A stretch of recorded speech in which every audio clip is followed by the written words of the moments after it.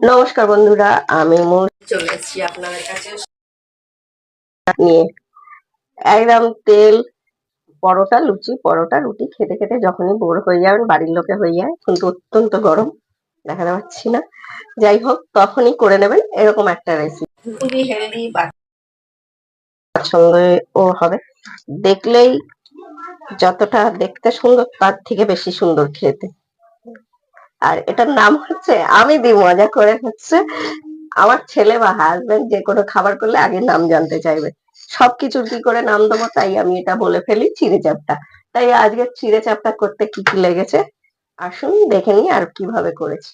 ভিডিওটা একদম স্কিপ করবেন না, তবে বুঝতে পারবেন না। ছোট্ট সহজ করে আপনাদের কাছে আমি নিয়ে আসি, যাতে আপনারা পুরোটা দেখতে পারেন বা করতে পারেন। ঠিক যতটা সুজি নেবেন তার ডবল চিড়ে নেবেন। চিড়েটা আমি ভালো করে ধুয়ে নিয়েছি, জল ঝরিয়ে দিয়ে দেবো।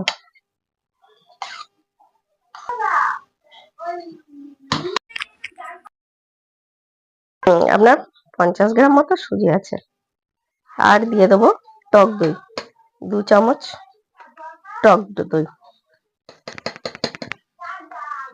হয়ে গেছে। 1 চামচ চিনি, যেহেতু টক দই দেওয়া আছে।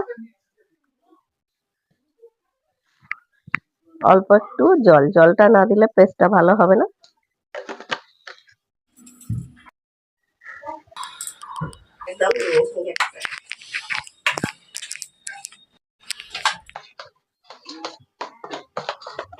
কতটা হয়ে গেছে ব্যাটারটা এরকম।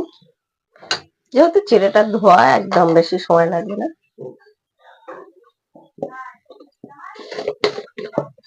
আর দিয়ে দেবো এখানে ঠিক যতটা সুজি দিয়েছি, সুজি যদি হাফ কাপ দেন, হাফ কাপ ময়দা দেবেন। চিড়ের ভাগটা বেশি, আর সুজি আর ময়দাটা একদম সমান দেবেন। দিয়ে দেবো স্বাদ অনুযায়ী নুন, নুনটা কিন্তু আমরা দিইনি আগে।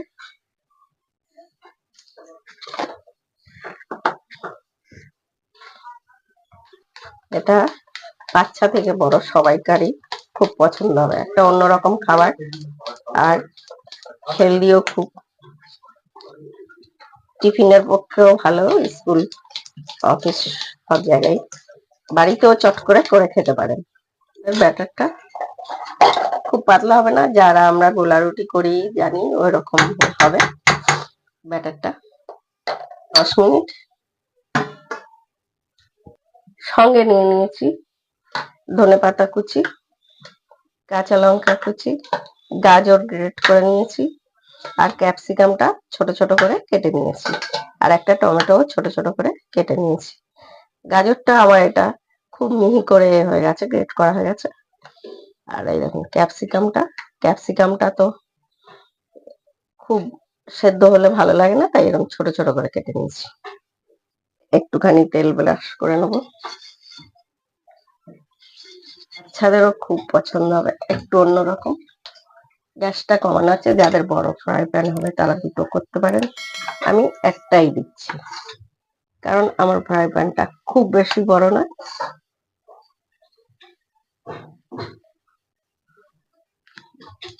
দিয়ে দেবো ক্যাপসিকাম, গাজর, টমেটো। যদি বাচ্চারা খায় তাহলে কাঁচা লঙ্কাটা দেবেন, কাঁচা লঙ্কা কুচি। এবার ধনেপাতা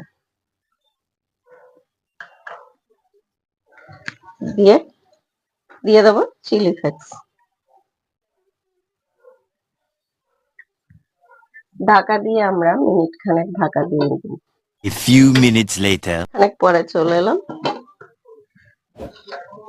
এবার এটা দেখুন, একটু এই একটা চামচ দিয়ে হোক আর স্প্যাচুলা দিয়ে হোক একটু চেপে চেপে দেবেন। বেশিক্ষণ লাগে না, একদম মিনিট 3 লাগে। হতে প্রথমটা একটু তাড়াতাড়ি উল্টে ফেলেছি আমি। A few minutes later. এখন উল্টো দিকটাও একটু আলতোভাবে করবেন, দেখুন কত সুন্দর দেখতে হয়েছে। শুধু ব্যাপারটা সময় একদম লাগে না, দেখুন নরম খুবই, কারণ হচ্ছে যেহেতু সুজি আপনার ময়দা দেয়া আছে। একইভাবে আমরা পরেরটাও করে নেব।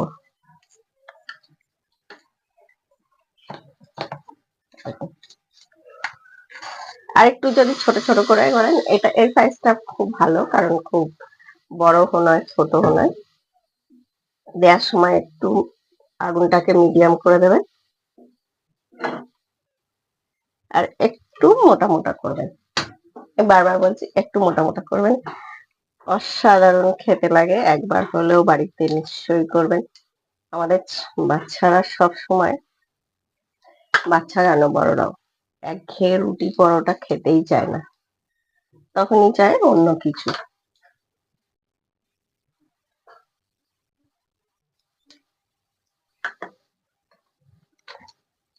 চিলি ফ্লেক্স এরকম করে দিয়ে দেবেন।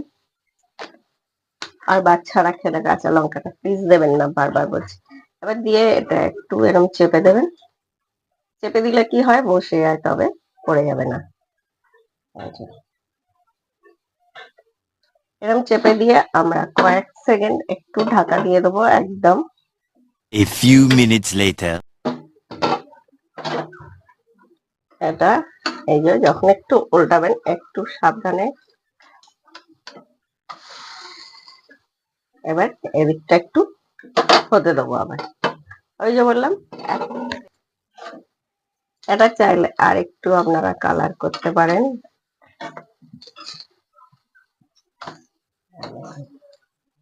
ব্যাপারটা দেখতেই কতটা আকর্ষণীয়, খেতেও খুবই সুন্দর, খুবই সুন্দর।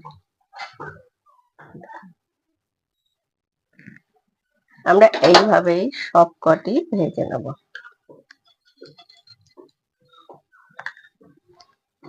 আপনাদের যারা ভিডিওটি দেখছিলেন, আজকের মতো মৌসুমী হেসেলের রেসিপি এখানেই শেষ। দেখুন কত সুন্দর হয়েছে, দেখলেই লোভনীয়। এরকম যারা ভিডিওটি দেখছিলেন, প্লিজ প্লিজ নতুন বন্ধুরা দেখলে পেজটিকে ফলো দিয়ে দেবেন, আর ইউটিউবে দেখলে চ্যানেলটি সাবস্ক্রাইব করে দেবেন। পাশে থাকা বেল আইকনটি ক্লিক করে দেবেন, আমার ভিডিও এলে যাতে আপনাদের আগে সবার কাছে নোটিফিকেশন যায়। এরকম মজার মজার রেসিপি দেখতে গেলে দেখতেই হবে মৌসুমী ফ্যাশন। তাই জন্য কি করতে হবে, পেজটিকে ফলো দিতে হবে। সবাই সুস্থ থাকবেন, ভালো থাকবেন। আজকের মতো সবার কাছে টাটা।